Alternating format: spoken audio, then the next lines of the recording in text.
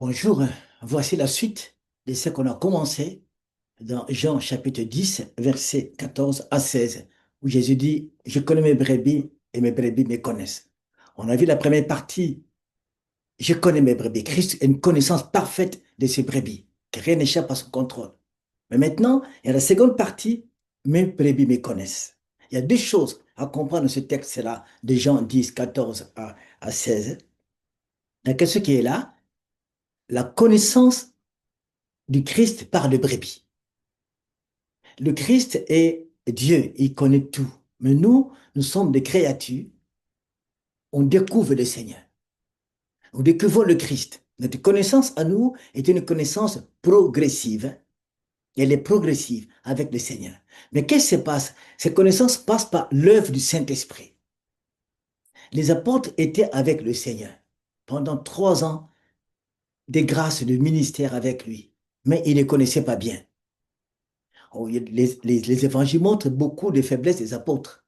Mais après la Pentecôte, quand on comprend c'est que l'action des apôtres, l'action des disciples, dans l'acte des apôtres, des gens qui commencent à connaître, à comprendre qui est le Christ.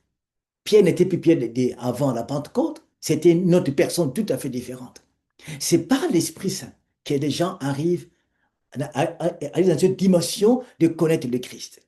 Alors, la connaissance du disciple du Christ est l'œuvre du Saint-Esprit qui nous conduit à connaître celui qui est invisible. Il va travailler en nous pour nous amener à connaître le Christ. L'Esprit Saint qui va travailler en nous. Et une connaissance progressive, étape après étape. Quand un jeune converti d'aujourd'hui, avec un vieux converti qui est adulte dans la foi, qui a une certaine maturité spirituelle, ils n'ont pas la même connaissance du Seigneur. C'est tout à fait différent. Du coup, nous sommes appelés à progresser dans cette connaissance-là, à le connaître de plus en plus. Regardons même ces récits. L'apôtre Jean, il est à Patmos. Le Christ lui apparaît dans Apocalypse 1. Il tombe par terre. Il découvre un Christ, le Christ qu'il n'a jamais vu, d'une beauté extraordinaire, d'une puissance extraordinaire. Il était tombé par terre. Qui connaît le Seigneur profondément? Qui connaît tout de Dieu? Nous ne connaissons pas tout de lui. Mais nous connaissons de lui progressivement qui il est. Il se révèle à nous petit à petit. Mais c'est par le Saint-Esprit. Et puis, cette connaissance progressive, c'est dans différents domaines. Nous connaissons le Christ par rapport à son amour, par rapport au pardon, par rapport à sa compassion, par rapport à sa puissance. On le connaît par rapport à sa divinité. Nous le connaissons dans différents domaines. Parfois, il y a des gens, oui, qui arrivent à connaître le Seigneur à un niveau par rapport à la parole de Dieu. Ils connaissent la parole, en tout cas, ils découvrent Jésus la parole. Mais par rapport à la puissance du Saint-Esprit, l'action du Saint-Esprit, pas tellement. Mais c'est dans différents domaines où l'Esprit Saint peut nous accompagner pour connaître le Christ, connaître le berger. Dans différents domaines. Je ne sais pas dans quel domaine où toi tu progresses dans la connaissance du Seigneur. Il y a aussi la connaissance qui passe par l'expérience. Je connais par l'expérience, par exemple, une personne qui a des difficultés de santé et que Dieu va le guérir. Il va dire, moi, je connais, Dieu est puissant. Je connais que ce que Jésus dit à la croix, tu es accompli, c'est vrai. Quelqu'un qui était possédé, qui est délivré, il dit, mais je connais maintenant que Christ est capable de libérer un captif.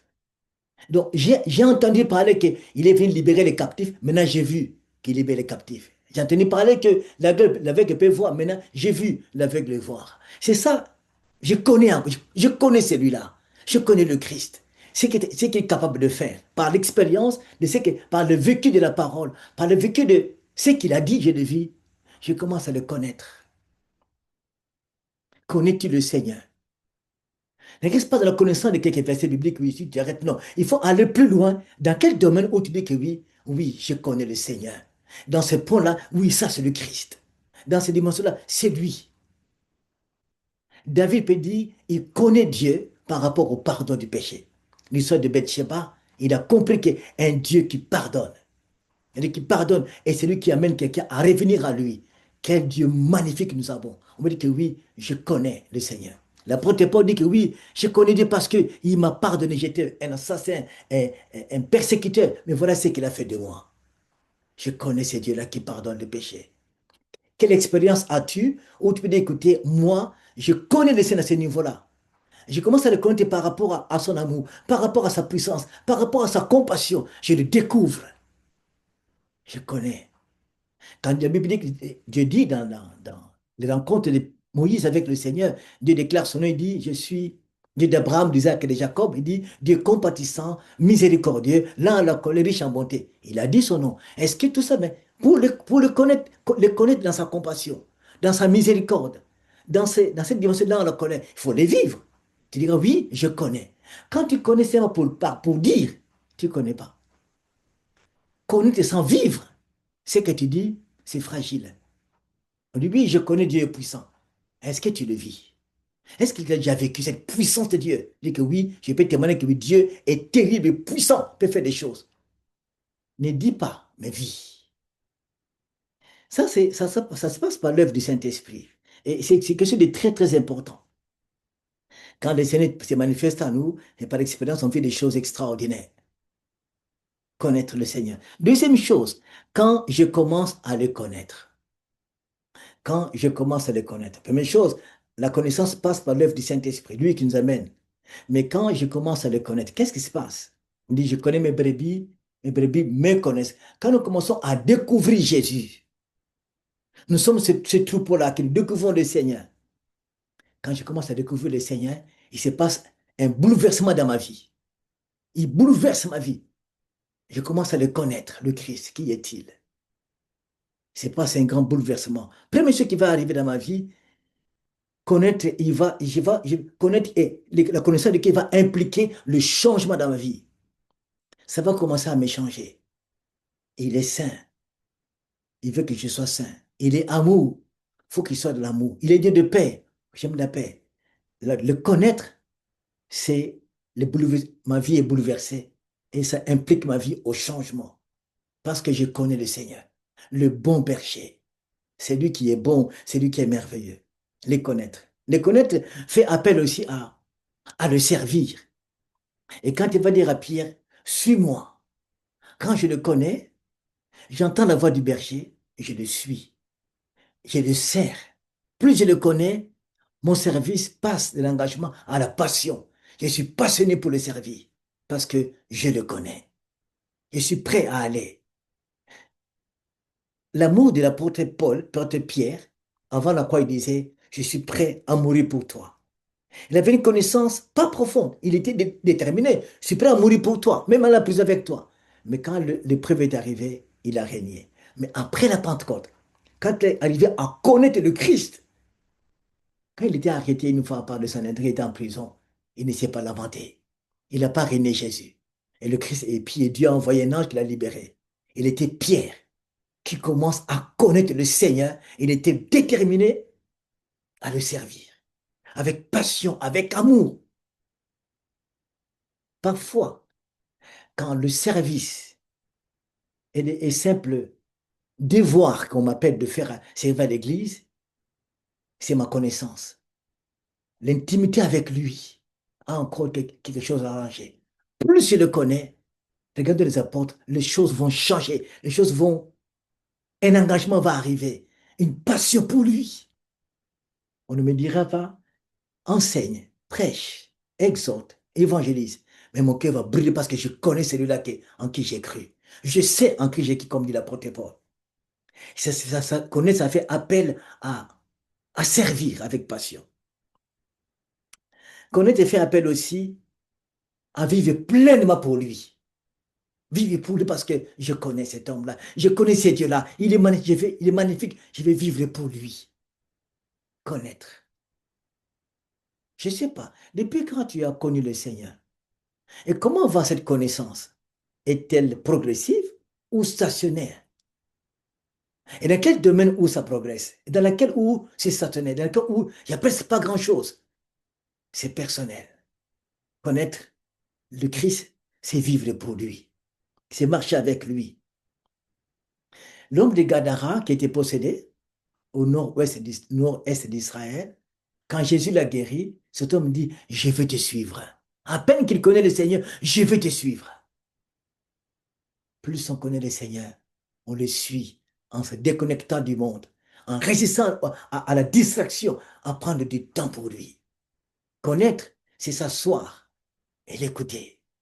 C'est comme Marie, la sœur de Marthe, qui a choisi. Jésus entre chez eux à Béthanie et s'assoit. Une femme s'assoit à côté des hommes pour écouter le Christ. C'est la passion de l'écouter. Connaître, c'est s'asseoir, c'est écouter le Seigneur pour qu'il nous bénisse, pour qu'il nous transforme. Et c'est magnifique, connaître. Mais dans tout cela, quand je connais le Seigneur et qu'il me connaît, c'est un projet de Dieu. Il va dire dans le psaume 23 que dit David, il restaure mon âme à cause de son nom. Tout ce que Dieu a fait en Israël, c'est pour sa gloire. À cause de son nom et pour sa gloire seule. Que sa connaissance envers moi, ma connaissance envers lui, qui va produire un fruit, quelque chose, c'est pour la gloire de Dieu. Quand tu connais le Seigneur, ça ne te pousse pas à l'orgueil. Jésus nous connaît et il est le Seigneur sans péché. Mais quand nous arrivons à connaître le Seigneur, le danger qui va arriver, moi je connais plus que les autres. Je sais plus que toi. Je connais Jésus plus que toi. Ça fait 30 ans que je sers le Seigneur. Ça fait 40 ans que je viens de l'église. Oh là là, que la connaissance de Jésus, dans n'importe quel domaine, t'amène à l'humilité. Celui qui connaît le Christ s'humilie. S'humilie. L'apôtre connaissait le Seigneur. Il connaissait la voix du berger, mais il était humble. Si tu entends la voix du berger et tu connais le Christ, une connaissance qui a des choses qu'il t'a données, que tu arrives à plus en voir plus que l'autre, soit l'homme ou la femme qui est humble et qui porte les autres, pour qu'eux aussi connaissent le Seigneur. Jésus dit, vous connaissez la vérité vous rendra libre. C'est la vérité sur lui-même. Vous me connaîtrez et vous serez libre. Christ, c'est la vérité. Il dit, je suis la vérité, le chemin, la vie. Vous me connaîtrez, vous connaîtrez la vérité et vous serez libre. Car le Christ est venu pour nous affranchir. La vérité nous a franchis. Christ nous a franchis. À la croix, il nous a franchis de l'orgueil, de la jalousie, de la haine, du mépris. Connaissons la vérité. Connaissons le Christ et nous serons affranchis. Le chemin est long. Alors continuez à marcher. Continuez à les connaître de plus en plus. On n'aura pas la connaissance parfaite, mais on aura ça quand on sera dans le ciel. Mais continuez à marcher, à les connaître, à l'aimer par-dessus tout. Que Christ puisse nous bénir, puisse nous encourager, nous fortifier. Mes brebis me connaissent. Et quand ils me connaissent, il y a un changement dans la société. Il y a un changement. Le monde saura, cet homme, cette femme connaît Jésus, connaît le Seigneur. Que les hommes disent que cette famille connaît le Christ. Non pas par le nom, non pas par l'histoire, non, par le vécu. Ils connaissent Dieu, ces gens-là. Ils sont affranchis par la vérité. Que le Seigneur puisse affranchir par la vérité. Amen. Soyez bénis par le Christ, aujourd'hui et pour toujours. Brillez dans ce monde, parce que nous connaissons le Christ. Par la grâce. Que le Saint-Esprit nous aide à pouvoir accomplir cela. Cette connaissance nous fasse du bien. Soyez bénis. Au revoir.